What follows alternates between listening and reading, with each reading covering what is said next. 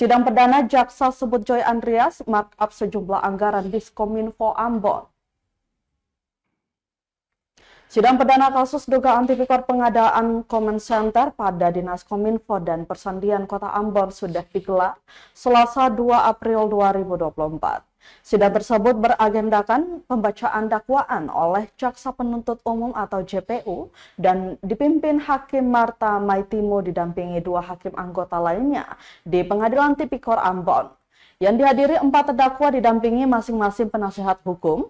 Keempat terdakwa yakni Joy Rainer Andreas selaku pengguna anggaran dan Kepala Diskominfo dan Persandian Kota Ambon pada tahun 2021.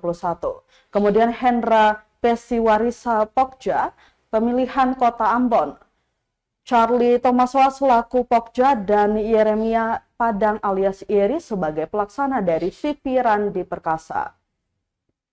Dalam dakwaan, JPU menyebutkan terdakwa Joy Andreas melakukan sejumlah markup pada anggaran Diskominfo Ambon.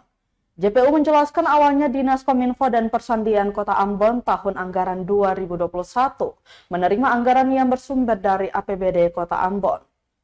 Realisasi belanja yang dilaksanakan, kemudian dari total pencairan anggaran uang persediaan atau AP dan pembayaran ganti uang persediaan tahun anggaran 2021.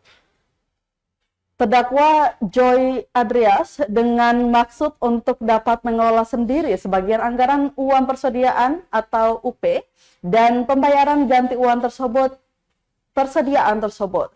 Kemudian dakwaan memerintahkan Randy Latupati selaku bendahara pengeluaran untuk menyimpan anggaran masing-masing kegiatan di dalam berangkas pada ruangan kerja terdakwa. Selain itu, tribunal terdapat beberapa kegiatan yang dananya langsung diserahkan oleh Randy Latupati kepada terdakwa antara lain di antara belanja jasa iklan atau reklame, film dan pemotretan item kegiatan feature bulan Maret sampai dengan Agustus 2021 yaitu sebesar 45 juta rupiah, kegiatan belanja jaksa tenaga pelayanan umum atau sewa Zoom meeting sebesar 18 juta rupiah.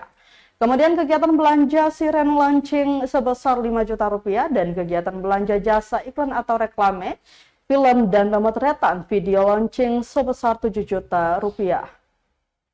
Terdakwa juga meminta anggaran kepada Randy Latupati dengan maksud untuk melaksanakan kegiatan-kegiatan tersebut sehingga Randy Latupati memberikan uang sebagaimana yang dimintakan oleh terdakwa. Padahal secara nyata kegiatan-kegiatan tersebut sama sekali tidak dilaksanakan oleh terdakwa. Namun untuk mempertanggungjawabkannya, penggunaan anggaran yang diterima dan untuk dilampirkan dalam pertanggungjawaban, terdakwa membuat kwitansi atau nota palsu atas nama Media Visual Production seolah-olah kegiatan tersebut benar dilaksanakan, padahal secara nyata God live. Selaku pemilik Media Visual Production tidak pernah melaksanakan kegiatan dan tidak pernah menerima pembayaran atas kegiatan-kegiatan tersebut.